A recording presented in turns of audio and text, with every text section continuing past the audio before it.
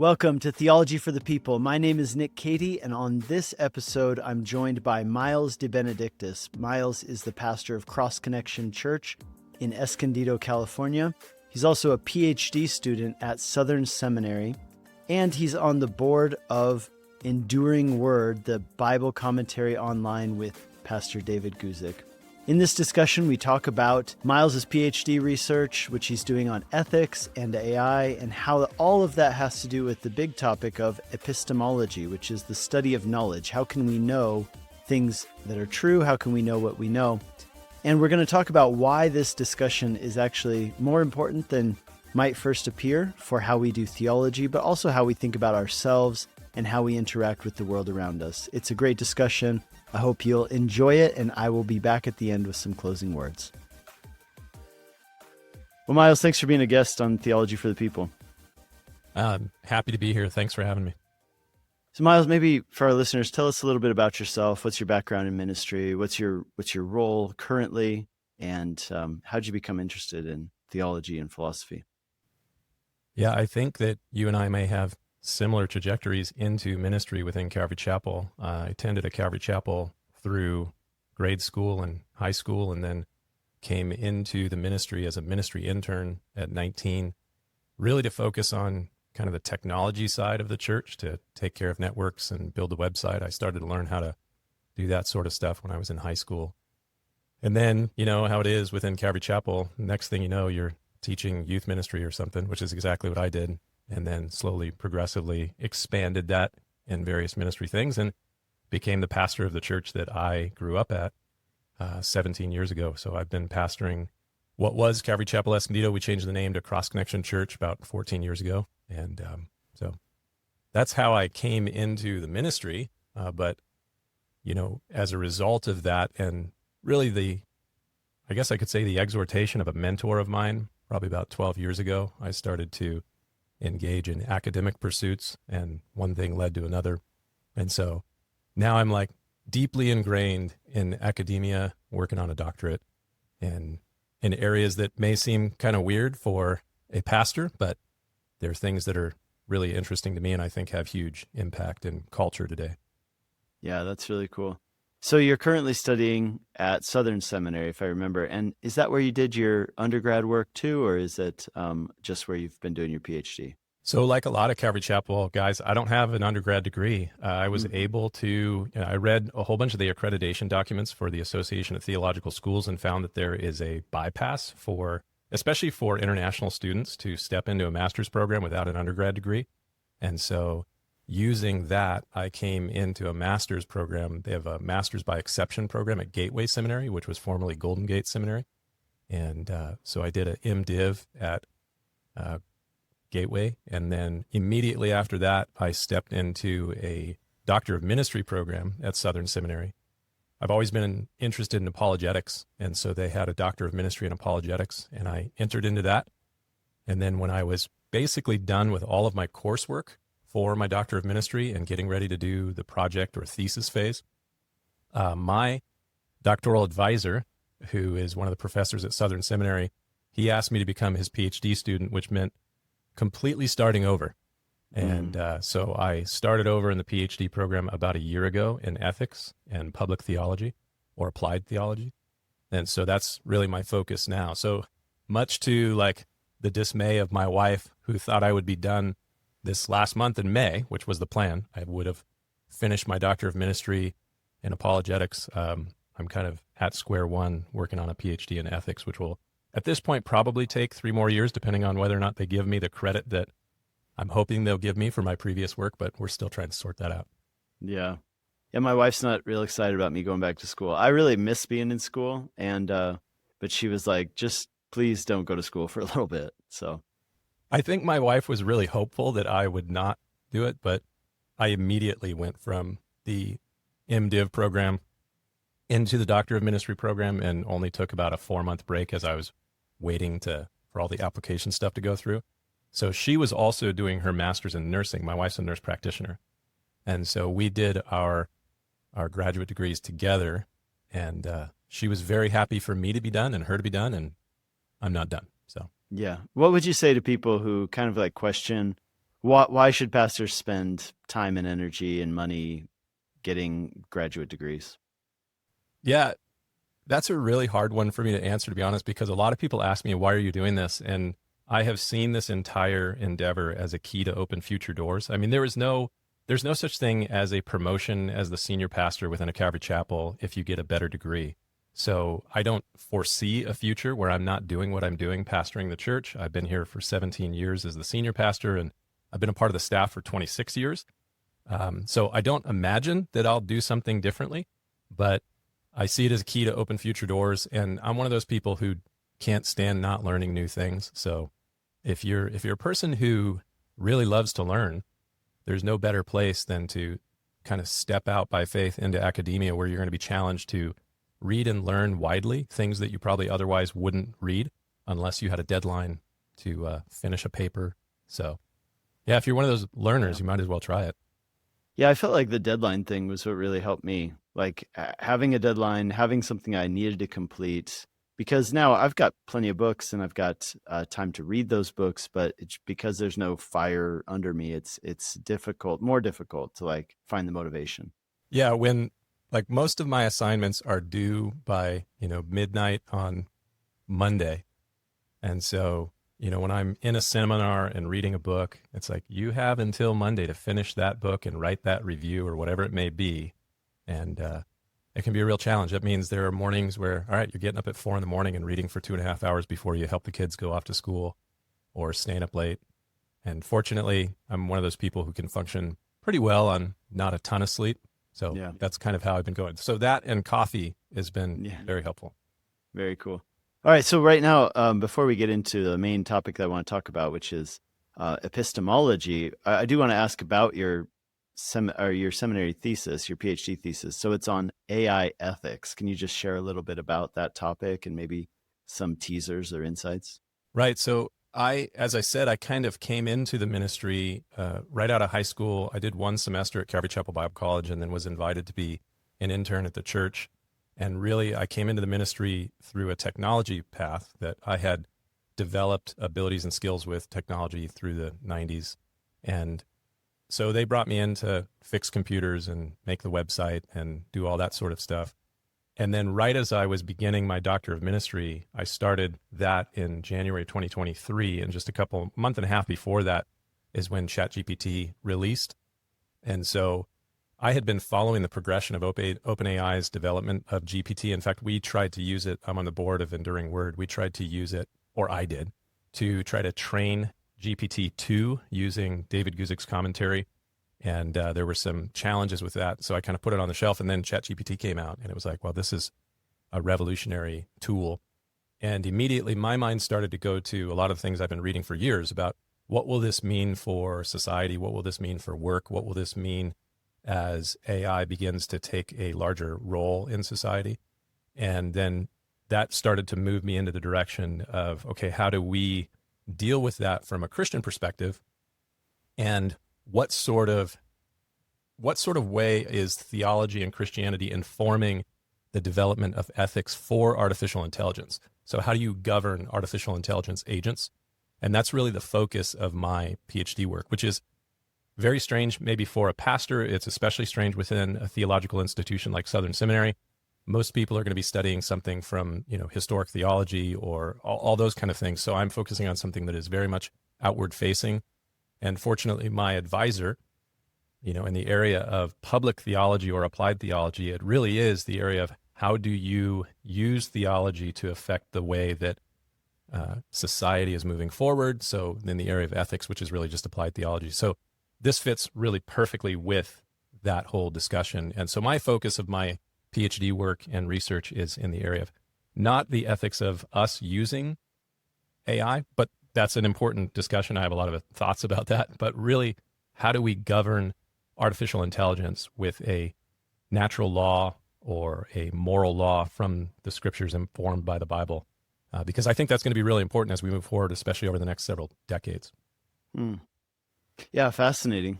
Okay, so today I wanted to talk to you about epistemology. So for listeners who may not be familiar with the term, how would you define epistemology just in simple phrasing?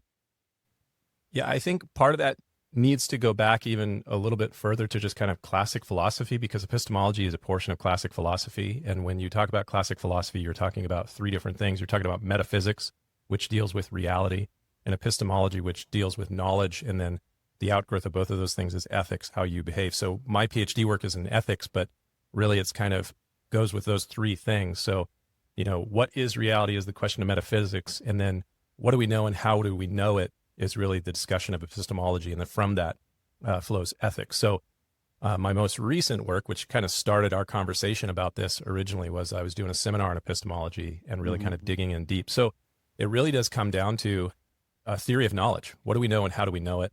And what are the things that we believe, and are those justified true beliefs? And how do we establish that, which is core to anything that anytime we make an assertion or a claim, we need to try to justify why we have that belief and make sure that it fits with reality. So that's really where epistemology is grounded. Mm-hmm. Yeah, in our modern era, I mean, can you think of any, like, for anybody who says that sounds super abstract, doesn't sound real practical, are there any examples you can think of like how this plays out in the nitty-gritty reality of life in 2025? Sure. The most simple part of that is if you're a Christian and you say, I believe in Jesus and I believe that he rose from the dead, it's like, can you justify that belief? And why? How do you know that? And where did you ground that in? You're grounding that in certain authority of, books of the Bible that have taught that, or historical accounts of that. And so all of that knowledge that you are really governing a lot of your life by, I mean, that belief is going to radically transform the way that you live. And so you have this strong conviction about that belief, and how do you defend that belief? And obviously, you and I, just as pastors of churches, we regularly interact with people who are coming to the church as unbelievers, and they are trying to determine if these things that we're bidding them to follow and believe are worth their commitment. And so really it comes down to those very basic sort of things. Okay, yeah. All right, so why do you think, beyond what you've just said, I mean, is there anything more you'd say about why epistemology is a foundational discipline for philosophy, for theology? What's at stake, I guess, is what I'm asking. Well, what's at stake? Obviously there's a lot of different ways that people would answer that, but we living here in the Western world in 2025, we live post-Enlightenment, which really began with the work of someone like Rene Descartes and his epistemology, the basic statement that a lot of people have heard and they may not know where it came from. I think, therefore I am. And so that's Rene Descartes' cogito. And so it's really trying to ground, identity and truth. And that's the entire Enlightenment endeavor that has been so important to Western culture and civilization. And everybody has ideas about identity. Everybody has ideas about truth. We see those very subjectified, if you will, in a postmodern culture that we live in. So you'll hear people talk about trying to develop or form their identity, or they're having an identity crisis, or they're trying to figure out their sexual identity, all these different things. Or people will make statements about what is their truth and what is your truth. And all of that is going to go right back to those issues of epistemology. What is your identity, and what's the basis of truth, or really those essential questions that every person wrestles with, whether they realize they are reaching back to people like Descartes or Immanuel Kant. They're still thinking about those ideas, and the way that they formulate them, like it or not, because we live in that culture that is formed by that Enlightenment thinking, and prior to that by Christian theology, that's going to affect the way that they see those things. That's the lens that they look through, whether they realize it or not. Mm-hmm. And so how would an understanding of epistemology shape the way we read and interpret the Bible? Well, again, it's the issue of knowledge. Here we have this revealed knowledge, and we, as Christian pastors, we highly value, 2 Timothy chapter 3, all scripture is given by inspiration of God, and it is, profitable for doctrine, for reproof, for correction, for instruction in righteousness, so that the man or woman of God would be thoroughly equipped for every good work. So we believe in revelation. We believe that an outside intelligence has given us information about his nature and the nature of reality and the nature of man. And all of that is really coming down to our epistemology. How do we know? And for a Christian, we believe that part of how we know is through special revelation, which, living in a purely materialist culture, that's something that people have a real hard time with. They want to wrestle with where that knowledge came from. But that's one of the challenging issues that Christians face. But the materialist doesn't have much of a better answer for how we know either. So, we may have an answer that seems magical to them, but we believe in revelation, and we think that informs what we know about reality, what we know about ourselves, what we know about God, and how we are to live. Mm-hmm. How about how does it play into how Christians perhaps engage with questions about doubt or deconstruction or cultural skepticism about truth? Yeah, well, I live in Southern California, and you're in Northern Colorado, that's right? Yeah. Yeah, so we live in pretty progressive blue states for the most part. I think that yours is blue state. Absolutely. Yeah. I'm pretty surrounded by a lot of skeptics. There's a lot of Christians here too. California is a huge state with a lot of people. But, I encounter doubters quite a bit. I have conversation with people who are doubting, and I have no problem with that. I think that people should really wrestle with their doubts. I really like the concept and the idea that Israel means wrestling with God. And we definitely find ourselves wrestling with those things. And as we work through that, we're trying to see if the things that we believe are justified, if they are rooted in truth. And so I have no major issue with that. My concern about kind of skeptical deconstruction, which has become kind of the watchword of our time, if you will, is that I'm fine if you're going to kind of peel back the layers of your faith and try and figure out if you really believe those things and if those things are worthy of your faith. But it's kind of like, don't throw everything out of the last 2,000 years of theology and history just because you grew up in an expression of Christianity that maybe you didn't like. Mm-hmm. And so, or maybe that you couldn't answer deep questions for. It's like, well, why don't you go and consider whether or not there are valid and good answers to those things, and really establish whether or not it's worth your commitment of faith and trust. So I'm perfectly fine with someone being skeptical. I kind of am by nature pretty skeptical, and I want to be able to try to figure out what are the arguments for and against the things that I either believe or commit myself to, and then to see, is it justified? So I would just say, don't deconstruct something just to toss it out or to destroy it, but pull it back to see, is the framework that's there, are there good sticks, if you will? Like if you're remodeling a house, it's like you kind of start to peel things back and realize, yeah, there's some electrical that needs to be changed and maybe some plumbing that needs to be fixed, but the structure is good. And I think that's something people should really consider if they're going to kind of peel everything apart and deconstruct it. So don't just deconstruct it to throw away. Try and see, is there value to this? And is it true?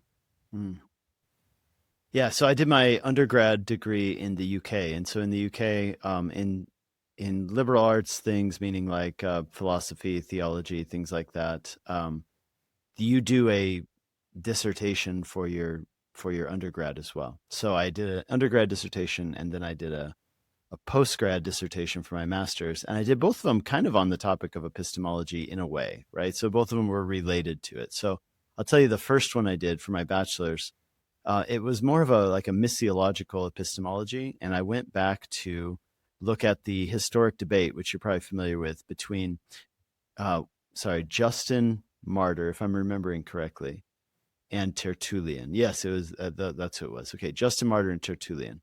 So Justin Martyr, if you remember, he had been a Greek philosopher who was converted to Christianity, and he believed that Jesus was the true philosophy, that Christianity embodied the true philosophy. And his main approach was that actually a lot of the people who had come before him, meaning Greek philosophers, including Plato, that he had gotten a lot of things right. In fact, he called he said that Plato was almost like a Christian before Christ, in the same way that Moses was a Christian before Christ. And in the sense of the difference between the two, though, was that Moses had special revelation, whereas he said that Plato had only natural revelation. And he said that God has given us this divine spark inside of all of us, and he has revealed things to us and given us the ability to know and discern truth when we see it in nature. And essentially, Plato and some of the other Greek philosophers had taken what can be known naturally through general revelation, and they had taken it as far as it could take them. But you can't come all the way without the special revelation, which comes through the scriptures and ultimately through Jesus, the living word of God. Okay, then you had, though, a guy who pushed back against that, which is Tertullian, and his famous phrase, "What has Athens to do with Jerusalem?" And his whole thing was, we don't need Greek philosophy. Like, we have everything that we need for life and godliness given to us by God through the word of God. And I kind of tried to trace that through a missiological history where you have guys like Boniface, for example, who cuts down like the sacred oak tree in Germany and says, no, we're burning down all the pagan temples and we're starting over.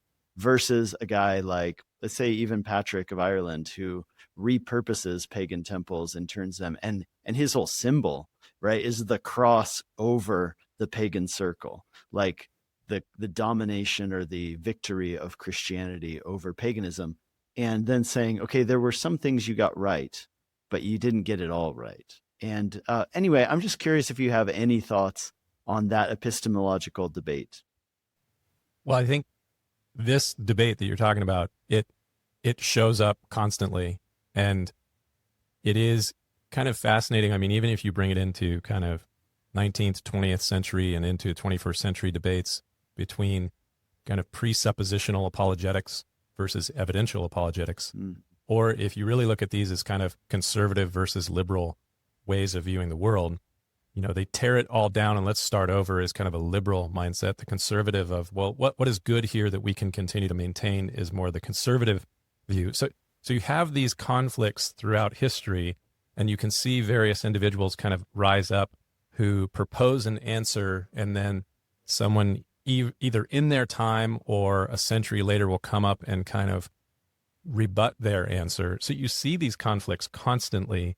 And it really does come down to fundamental sort of views of how we understand who we are and our place in reality. And so these are the major discussions of philosophy, which the danger in this, and I just had a conversation with the group of guys in the seminar that I was doing in Kentucky a couple of weeks ago, is that it can default into what like the average person looks at as just kind of like philosophical navel gazing, like, why does any of this matter? And this is just dumb. But these things end up completely reordering cultures, the way that people think about these things and the way that we live. And kind of the great question of the apologist Francis Schaeffer, you know, how shall we then live? It is really comes on the heels of a lot of these discussions of reality and knowledge. And that's where ethics comes into, you know, what's the ought of all this? And this changes the way that a society is really working itself out. You know, I'm going to begin a series this weekend, and we're going to do it through the summer. This is the 1700th anniversary of the Nicene Creed, 325 AD. So here we are in 2025. So we're going to take the summer for about 13 weeks and just kind of take some of the basic things out of the Nicene Creed and go into those sort of issues. And just the beginning of the statement of the Nicene Creed, we believe in one God. This is a unified communal statement of belief that orders a person's truth and identity. You know, what it really builds for them everything about their life that flows from that, their belief and practice. And then, like what I already mentioned, the epistemology of the Enlightenment that started with René Descartes, I think, therefore I am. You have these two totally different. We believe in one God, establishes truth and reality, and all of that derived from that for Christianity for the next 1700 years. Versus, I think, therefore I am. And just think how that concept, that re-centralizing, if you will, of truth and identity in the person, in the individual, how that's affected Western culture. I mean, just look at America in 2025 and the individualism of America in 2025. Where's that come from? I would argue, and I think that you can prove it historically, that it really starts with that Enlightenment thinking and how that continues to progress through thinkers like John Locke or David Hume and Immanuel Kant, and on into Romanticism and then postmodernism and all those things that flow from it. But it really starts with this spark of an idea that is like moving away from finding truth and grounding it in who we are in our union with God to just the individual. Mm-hmm. And that has huge ramifications, even though, if you just look at what these individuals say, you say, like, man, a lot of the things that these philosophers say are hard to understand. It's like, what value is this at all? But it ends up completely reordering cultures. Mm-hmm. I remember that was, I took a 1-year philosophy course as part of my undergrad. And I remember as I was going through it being like, this is the most difficult class I've ever taken, because some of this stuff just seems so abstract. Like, how do you even make sense of like what these people are saying? And then there was this point at which it all started to click. And I was like, oh, so that guy's view has these implications. And here's how it played out historically. Here's how it's still playing out. And there's a guy who did that recently. And I actually had him on my podcast talking about creeds, but he's a British guy, and you would know the book. It's is it Strange New World? Was his book. Let me just look up very quickly who that was by. And it was I had an accident a few years ago. I remember this. Yeah, your snowboarding accident. Yeah, that's right. This was the book that I read during that time that, yeah. And I mean, it was like actually like being laid up on the couch gave me the time to really read it. And I was like, this is brilliant. He's tying together so many things that I've studied and thought about. Okay, his name is Carl Trueman, and he's actually, he's been on the podcast. His book is called Strange New World, and he had another book before that, The Rise and Triumph of the, was it Individual Self or something like that? Something like that. Yeah, I read that book. In fact, I had to read that book in my Doctor of Ministry coursework for apologetics. So his work is really good. Carl Trueman's stuff is great. Yeah. Oh, The Rise and Triumph of the Modern Self. And he talks a lot about expressive individualism and how it has played out. And he even refers to cultural amnesia, right? Like we've forgotten a lot of things that came in the past. And so, anyway. Yeah, we have these cultural values and philosophies or worldviews. Some people don't like the term worldview, but we have them whether we realize it or not. And they're informed by something, but we don't really know the historic roots of where they come from. But a lot of the stuff that is, American worldview that even hugely affects American Christianity, Protestant Christianity in 2025, really does come out of the seeds of ideas of these individuals that have to do with who we are and where we are in reality and what is real. Mm-hmm. And that's affecting the AI research too. So when you look at everything that's happening with the development of AI, this really comes down to theories of knowledge as well. Like, how do we acquire knowledge? And then we try to build these neural networks that are in some sense kind of constructed on what we understand about cognitive science and neuroscience have to do. Like, if we can build the brain in silicon, then can we give it a whole bunch of information, and then can it become intelligent and to the point that it mimics humanity and it surpasses Alan Turing's the Turing law. And so all of that really comes back to a lot of these theories. Where does knowledge come from? And can we just give them a whole bunch of knowledge and eventually will they become conscious? Like we are conscious. I don't believe that artificial consciousness is possible, but all of this stuff is really coming into these discussions, and it is going to radically transform the society that we live in as a result. Yeah. And I mean, it has to affect us as human beings too, interacting with machines as if they're humans, that has to have some sort of impact on us. I mean, like everything, right? It's not just that we're doing things, but it changes us. And I just am not sure yet how it will all play out, but I've had thoughts about this. Like, okay, how does I've had these conversations with my kids, like, should you be polite to the AI chatbot? Like when you're talking to it, should you use manners or is it okay to be mean? I jokingly tell people that you should be polite to it because when it takes over, you want it to know that you're friendly. Exactly. Yeah. Or, there's even been lots of speculation about where this might go.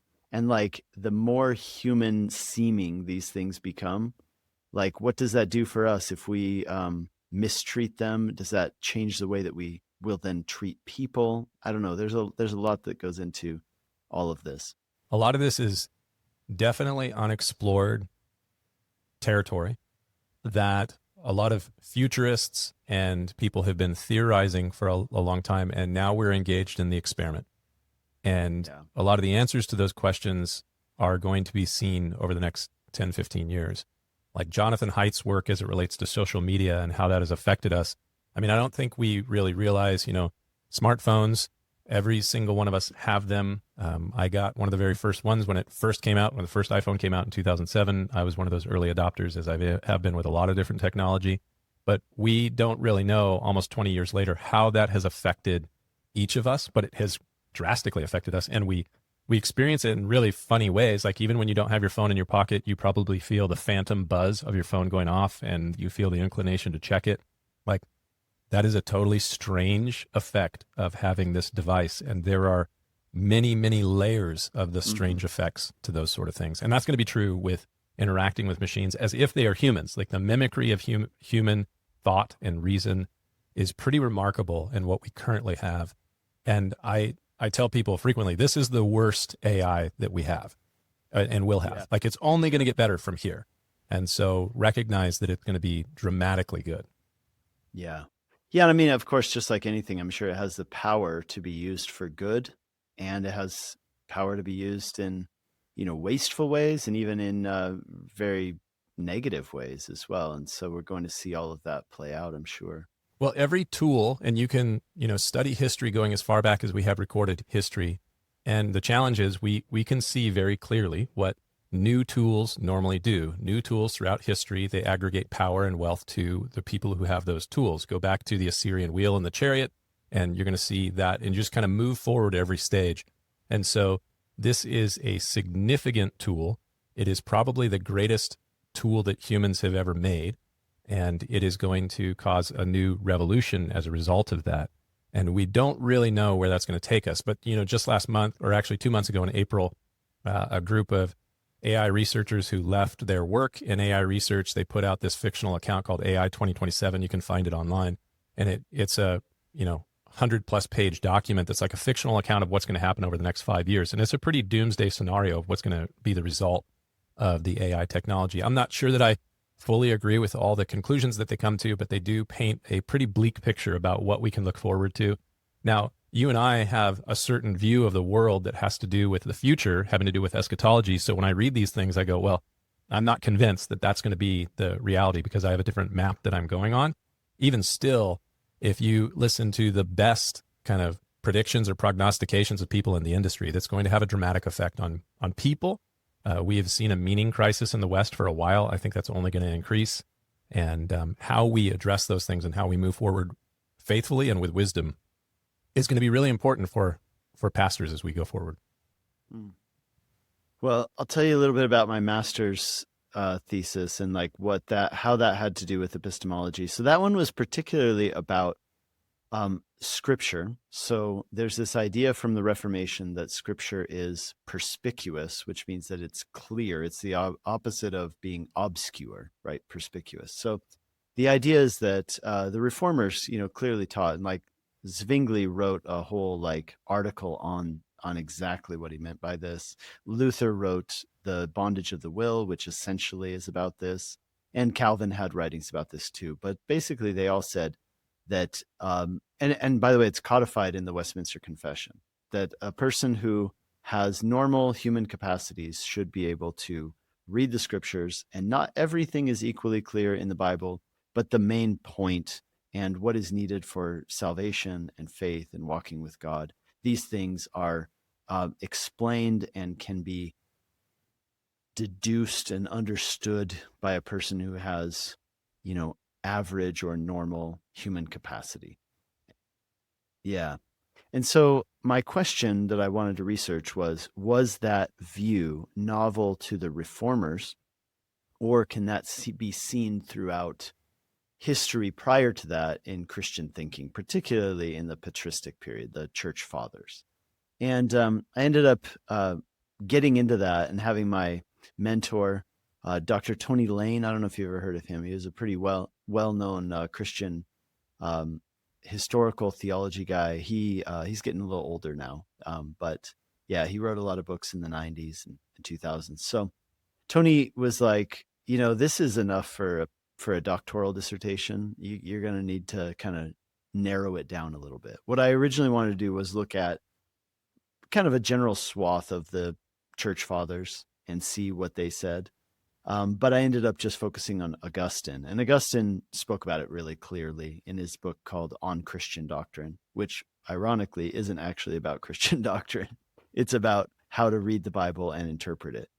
And so, so anyway, all that to say that was a topic related to epistemology. Like, how do human beings know and discern? Like, what capacities do we have as human beings to know and discern the truth? Has that been given to us by God? Kind of going all the way back to the conversation with Justin Martyr. And, versus the idea that some sort of governing body is needed to essentially interpret that for people and tell them what it is, because they don't have the capacity to do it on their own. So any thoughts on that? Yeah, I think that when you start to do research like you did for that thesis, or you start to dig down the hole, if you will, of these sorts of ideas and thoughts that we have, you realize that they go much further back in history than you first realized. Yeah. And they may not have been articulated fully formed or perfectly by those who imagined or thought them, but you start to see traces of them. Like when you get to Calvin and you get to Calvin's sensus divinitatis, this innate understanding of the divine, this sense of the divine that he has given into us. You can take that all the way back to Paul and the law written upon the heart in Romans chapter 2. And so you can see that these things are not something that is necessarily novel, but it's just articulated in a way that is clearer, or kind of really exposes a little bit more of what exactly is meant by that. And, you can see it in Augustine, you can see it in Paul, you can see it in Aquinas, you can see it in Calvin, you can see it in other reformers. You bring it up to like Alvin Plantinga, and, modern day philosopher, who also is talking about these exact same things. And he's kind of pulling in when he talks about warranted or warrant instead of justification for belief. And so when he starts to talk about warrant, he goes back to Aquinas and Calvin, and he really uses their model to try to develop a lot of these ideas of how we know things. But really what you're coming down to, when you look at that statement, I think, therefore I am, from René Descartes, and then you fast forward to Immanuel Kant. Immanuel Kant is saying that, well, you can't even think unless you have some sort of a priori framework to think through. So he is saying that there's something before just the I think that discovers identity. And so that really is connecting to this whole idea of there's something that is hardwired, is the way that I would say it. It's kind of like firmware that we're created with that gives us even the ability to be able to perceive and think, and to be able to formulate understanding of the world. And obviously, as a Christian, when you go to biblical anthropology, we're going to say that we think that has something to do with the image of God. So now we're going back to the oldest documents, Genesis chapter 1, 26 through 27, the image of God, he created them, male and female, he made them. So God breathing into man the breath of life, and him becoming a living being, or soul, it's translated in the King James Version from Genesis 2:7. A lot of these issues of what we think about how we know and we frame the world go, for the Christian, all the way back to us being created in the image of God. And this is where my PhD research comes in on issues of consciousness. So, kind of one of my grounding theses, if you will, is that artificial consciousness is not possible. And I think it's not possible because I think it is something that is created by God, and our formation in the image of God. So our ability to know not just ourselves and this world, but ultimately to know God, because I believe we were created to know him and live in relationship with him, which is core to our church mission here at Cross Connection Church, living life in connection with God and then one another and the world through Jesus. That whole living life in connection with God, which Christians have really been talking about from the beginning. I mean, the Orthodox Christians will talk about theosis and really becoming unified with God, and Catholics will talk about the beatific vision, and Protestant Christians will talk about glorification, and all of that stuff. If you did the Venn diagram, they all have some significant crossover, and it comes down to this issue of our awareness of the world, ourselves, and God, and being able to know him and be known. All of that goes back to these things that you're talking about, and it's not really new. It's just different articulations of many of the same sorts of things. Yeah, that's fascinating. What do you think are some dominant epistemologies in our culture today, and how do you think they affect the way that people think about God and faith and truth? Well, I think that most everybody seats their understanding of identity and truth through really their own personal view. So unfortunately, a lot of people slide into kind of a solipsism, a practical solipsism, where they really view everything through the lens of their own identity, who they are, and they are the central player, if you will, of this script. That's a lot of what Carl Trueman is talking about in his Rise and Triumph of the Modern Self. So I think a lot of people's epistemology is very individualized.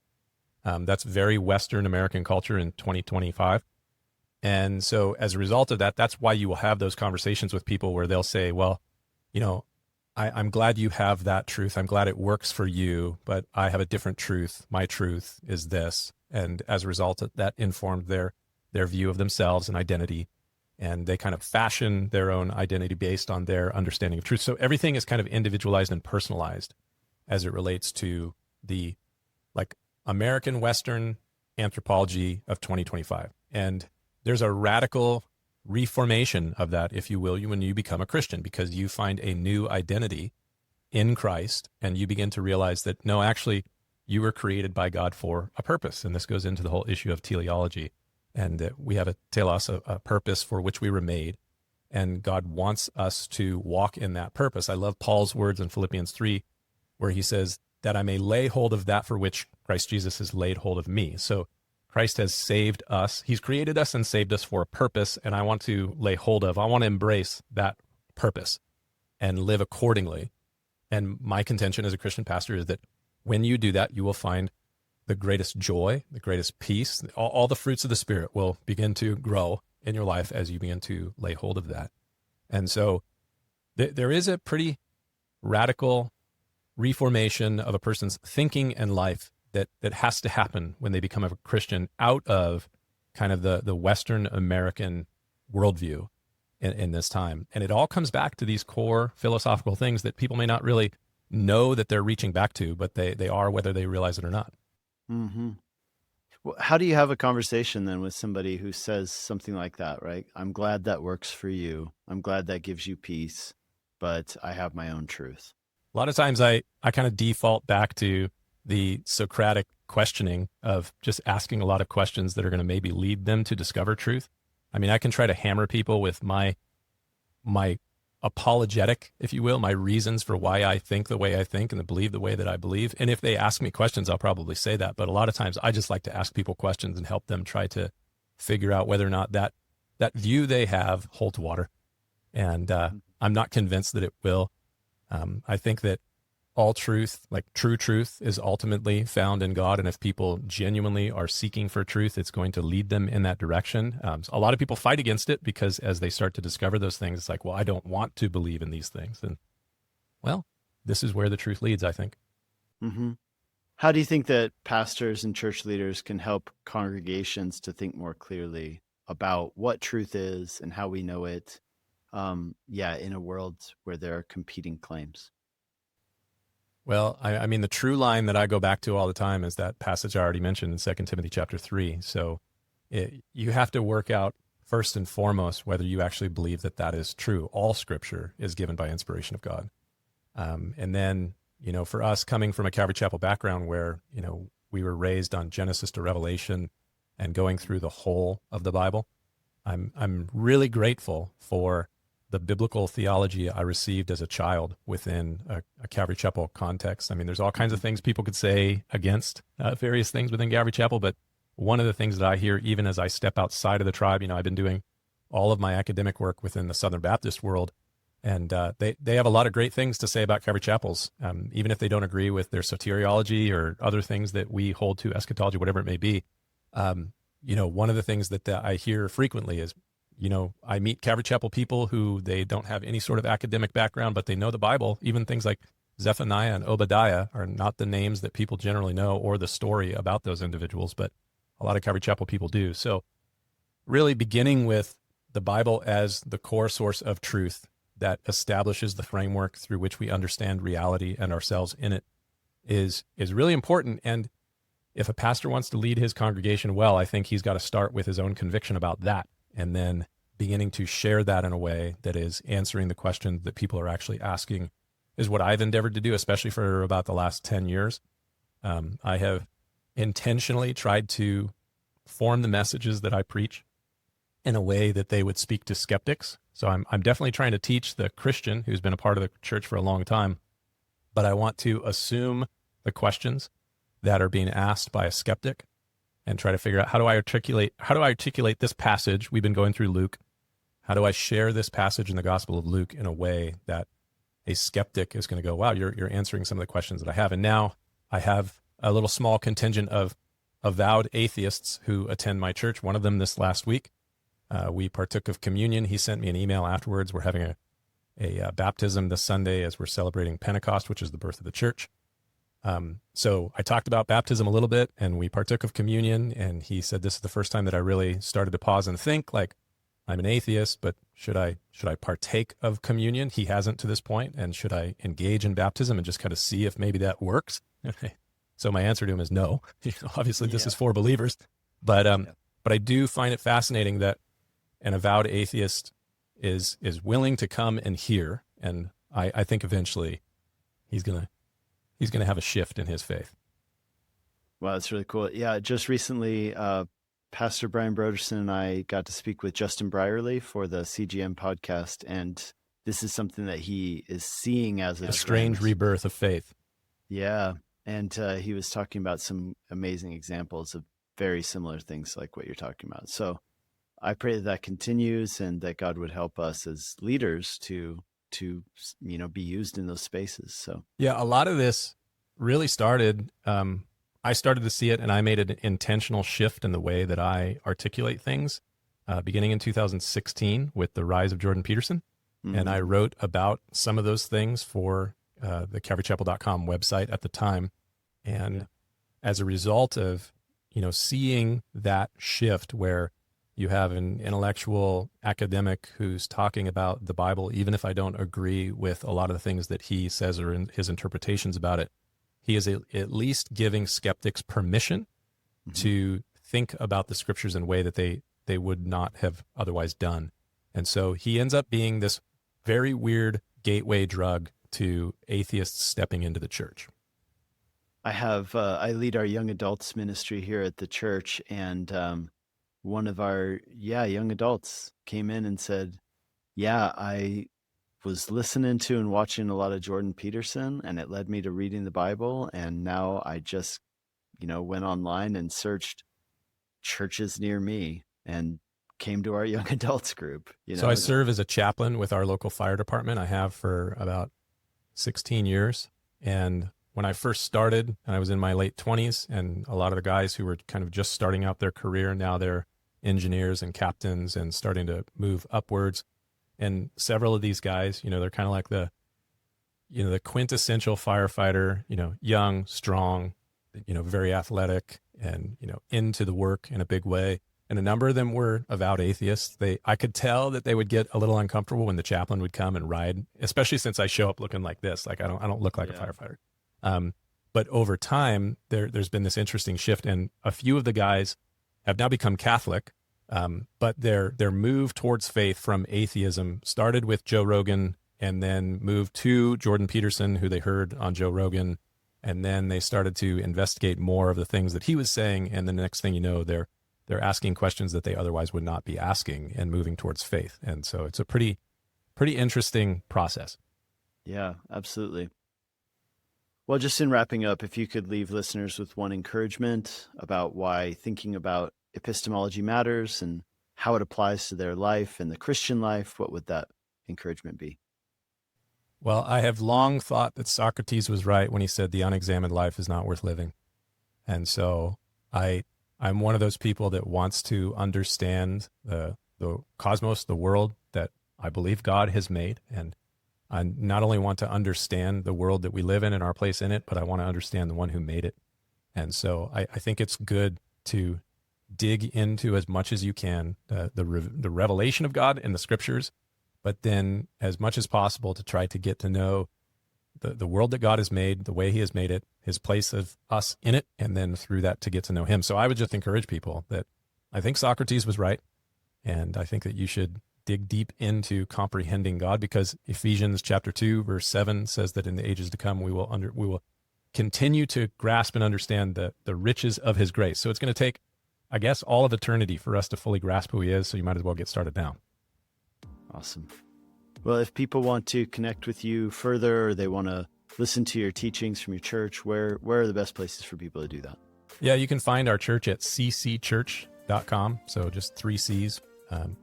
And that's where all of our content is, our YouTube channel for Cross Connection Church. You can find me on, I am on X, although I've kind of taken a hiatus and stepped away from social media for the most part, but I do check it from time to time. So at Pastor Miles, and then pastormiles.com is my personal website. So that's kind of like the places you can find me. I'm on YouTube at Pastor Miles as well. So. Awesome. Hey, thanks so much for your time today. I appreciate it. Thanks, Nick. Thanks for listening to this episode of Theology for the People. New episodes are released on Mondays, so make sure you subscribe on your podcast app or on our new YouTube channel, and that way you'll be notified when new episodes come out. If you'd like to support this podcast, one of the best ways you can do that is by sharing this episode with somebody else and by leaving a rating or review on your favorite podcast app. Until next time, God bless you.